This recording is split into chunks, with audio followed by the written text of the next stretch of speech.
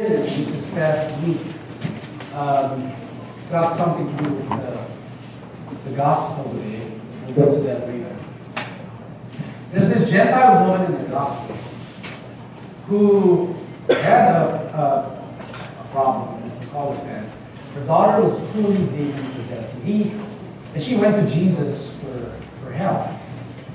This Gentile woman, understand the culture of the time. The Gentiles were looked down upon by the Jews. The Jews were, to them, in their minds, they were the chosen people. And the rest of the world, they were just going to hell.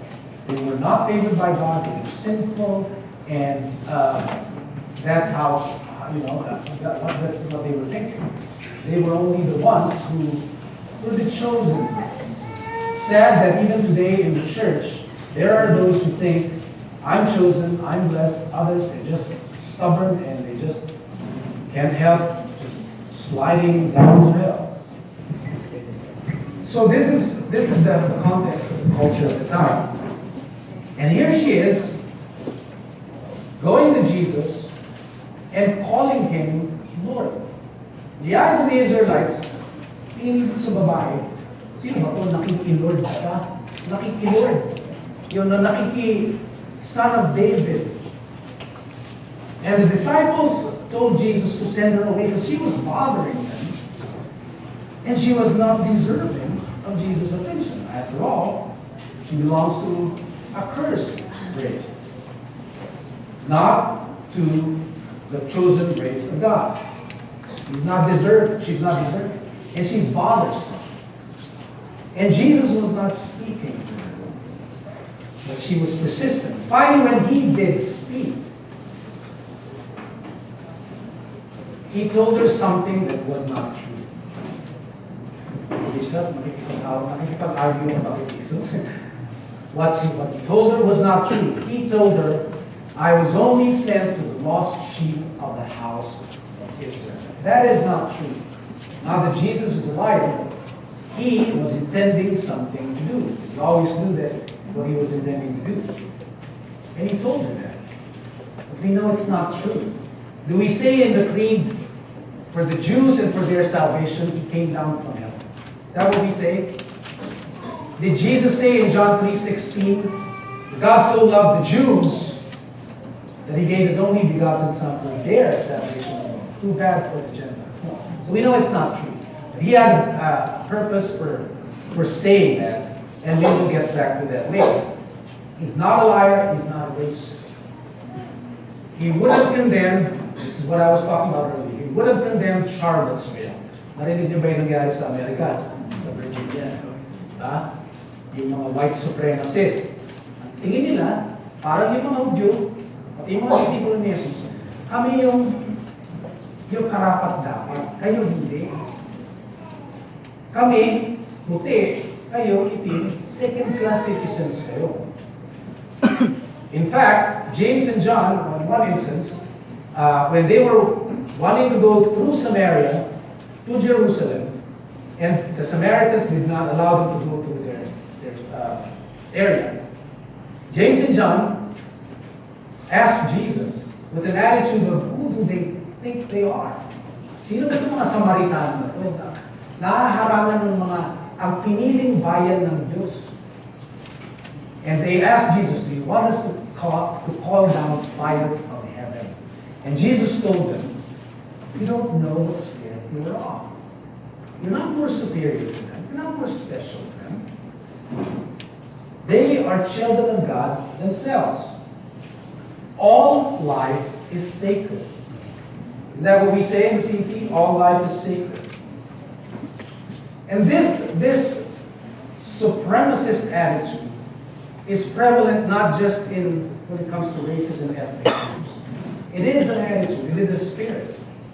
It is the same spirit in a mother that wants to abort her child. She thinks, my life is more important than the baby's. I'm more important than you. You are a bother. Just like the disciples told Jesus, send her away. She's bothering him. She doesn't deserve life. The baby doesn't deserve life. I do. They are bothered to me. So so I'll just get rid of it. My life is more important. Same with racism. White people more important than black people. Same with, and I know some of you will not agree with this, and I'm not making a political statement, but I'm just sharing to you the heart of God, because He doesn't want the death of anyone. The death penalty. Some people think some people deserve to die, while others, need. We can stay here, because this will be a better world if those people don't exist in such a world.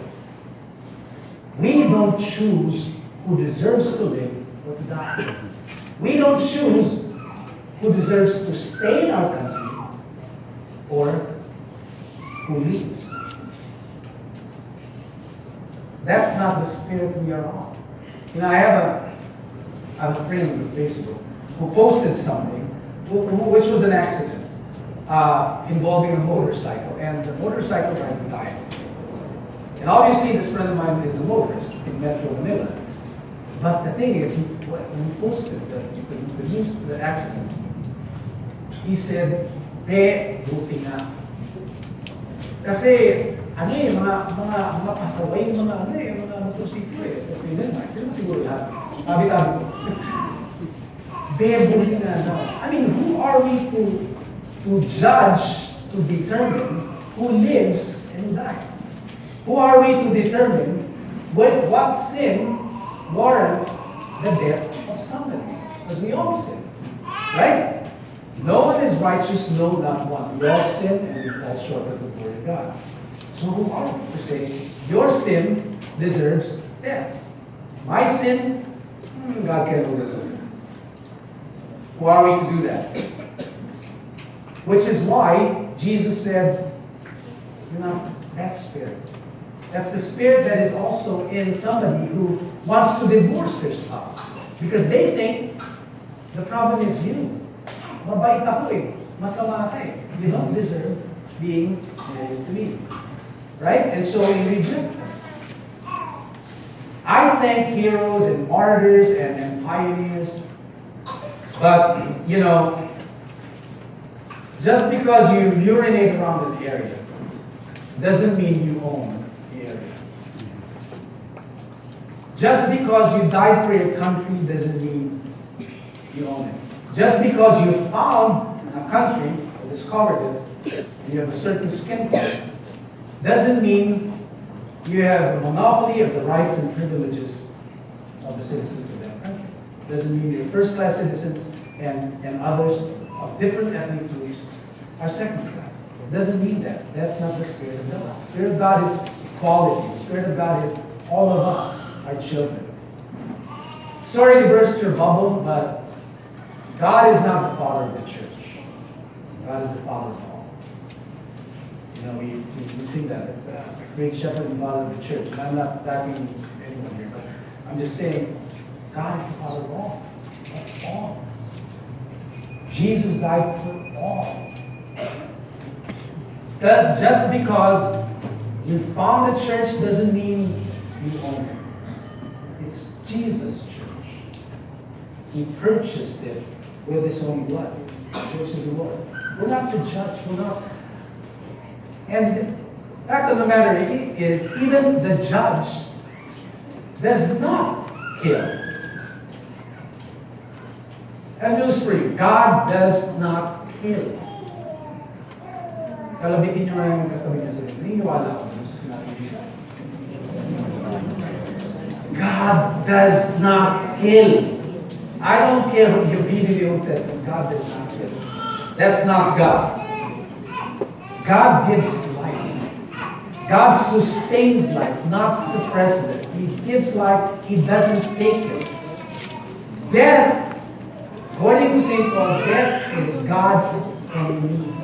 Kaaway niya, hindi niya instrumento yung kaaway niya ang kamatayan. You know this song, if He carried the weight of the world on His shoulder, I know my brother or my sister that He will carry you. Yun yung logic na, ba? Kung ginawa na to, gagawin na to. Ito naman ang logic. If He died for you, to give you life, Why would he kill them? Right? Why would he? Wisdom of Solomon, chapter 2, says this. God created humans to live forever. He made them as a perfect representation of his own unique identity. Death entered the universe only through the devil's envy or malice. In fact, in that portion of the gospel where James and John asked to call fire down from heaven, Jesus said, you don't know what spirit you are of, because the Son of Man came not to destroy men's lives, but to save them. And God says, I've loved you with an everlasting love. One Orthodox theologian said, that is both ways, past and future. He said, even when there was a time when man did not exist, God already loved him. Everlasting, right? Everlasting.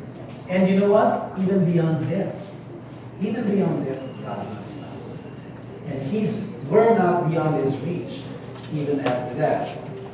And that divine nature is in us. That divine nature is in us. Nelson Mandela said this. No one is born hating another person because of the color of his skin, or his background, or his religion. If they can learn to hate, then they can be taught to love. For love comes more naturally to the human heart than its opposite, which is hatred. That's the divine nature in you, in me, in us, because we're children of God. The spirit we're of is God's. Now, I love Romans chapter 11, maybe my most favorite chapter in not just in the New Testament, but in the Bible. Romans chapter 11 concludes with something very, very true and very, very liberating. But verse 1 says, God has not rejected his people. If anyone comes to me, Jesus said, I will in no way cast out. Verse 11 says, they, Israelites, they did not stumble so as to fall. May pag-asa pa kumbaga. Verse 12 says, if their future be riches, they fail to be riches, how much more their fulfillment? If their rejection means reconciliation of the world, what would their acceptance be but life from the dead? The very heart of God, the very will of God to give life, to propagate life. Verse 25 says, and this is where our reading starts, I want you not to be unaware, brothers, that there is only a partial hardening. Say partial. For the meantime, temporary. A partial hardening on the part of the Israelites until the fullness, say fullness. Kapunuan, yung binunggit kaninang umaga sa Pasay ng Tagalog. Kapunuan ng mga hentil. The fullness of the number, all of the Gentiles. The fullness of the Gentiles has come in. And then verse 26 goes, and then all, say all Israel will be saved. Verse 27 goes, this is my covenant with them. You play covenant, salvation of all. They are beloved. Verse 28 says, they are beloved, and that's God's choice to love them. Had nothing to do with them. Salvation is by grace, and we didn't earn it. It's God's choice, it's God's love. And then, this very wonderful conclusion goes, verse 32, God has shut up all in disobedience. Why? So that he may show mercy to all. Lahat tayo kailangan ng awa, lahat tayo kailangan ng kapatawaran. All have sinned and fall short of the glory of God. And all God died for. You know, there's a certain belief in Christian circles called universalism. And what universalism is, it's a belief that all will eventually be saved and restored. That's what the Bible says, the restoration of all things. Okay? They believe that. I am there are those who call themselves hopeless romantics, right? I am what I would call a hopeful universalist. Not dogmatic, I'm not teaching that as doctrine, but I'm holding on to that as hope. Because it's the heart of God. It's not willing that any should perish, but that all should be saved and be restored to repentance. It's a hope. It's a hope. And I'm passionate about that hope. I want that. That scripture which caused me to scratch my head for several decades. The first will be last, and the last will be first. Just this past thing, I thought, wait. First will be last, and last will be first. What does that mean? Well, I may not understand fully what it means, but something came to me about that. If the first will be last, and the last will be first, it means everyone will make it. Mauna lang yung iba, mahuli lang yung iba. So that's the hope that we have. That's the hope I would like to hold on to. Love like that. Don't ever see anyone as below you, or hopeless, or good for nothing. Didn't Jesus say, if anyone calls their brother Raka, or good for nothing, they will be answerable to God, right? Don't do that. Love like that. Break down the dividing wall. Brothers and sisters, I'm not just talking about races. I'm not just talking about religious beliefs and divisions. I'm talking about our general attitude toward different people. Aminin na natin, may mga tao hindi natin talaga gusto, di ba? Kung tingin natin, mga politiko na lang, right? Isipin natin, ang dami ninakaw dito. Buti nga sa'yo, magulo ka sa ulan. Is that what's in our heart? That's not the spirit in our heart. O kaya kailangan mamatayin. Kailangan na death penalty. Kailangan ganito, kailangan ganito tayo. Mas gaganda ang mundo natin kung namatay sila. Only one death was necessary to restore all things. That was Jesus' death. Only one. No more. No more. Perfect sacrifice. No more death is necessary. I don't know well, let's do some consensus here. How many of you are familiar with or watch the TV series Game of Thrones? Game of Thrones. In the last 2 episodes ago, the episode ended with something very, very nice. Here were 7, I think there were 7 people, soldiers, who offended each other, had differences. Yung isa, pinatay yung tatay ng isa. Yung isa, tinorture yung mga aprido niya. Yung isa, ganito, yung isa, ganyan. And then the leader said, sandali, hindi tayo magkakaaway. We have a common enemy to fight. What was that enemy? Death. So we're all on the same side. We're all breathing. We're all children. We're all for life. All life is sacred. Our enemy is death. I'm not just talking about breathing your last breath. I'm talking about even the symptoms of death. Sin, poverty, sickness, hatred, indifference. Those are all self-centeredness. Those are all symptoms of death. Actually, death happens because all of those things pile up. Ganun lang yun eh. Kumbaga sa AIDS, yung HIV, sin, yung AIDS, the full-blown stage is death. Pero pag nagpatong-patong na yun, it will all lead to death. The day you eat of that fruit is the day you die.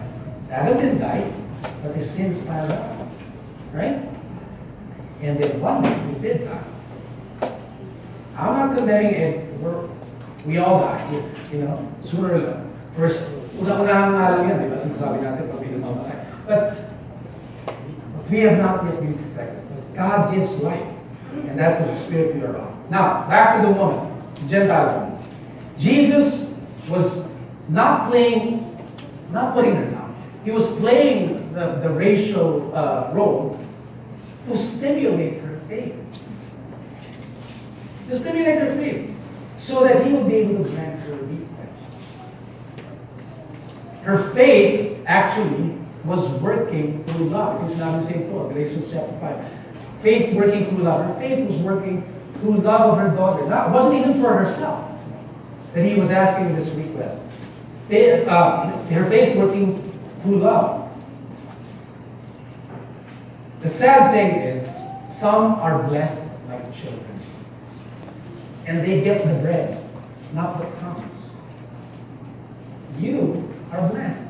We are blessed. We are children. You know what? We get the bread. You don't get the crumbs, you get the bread. Sad fact is this. We get bread, yet we ask for more. And here's this Gentile woman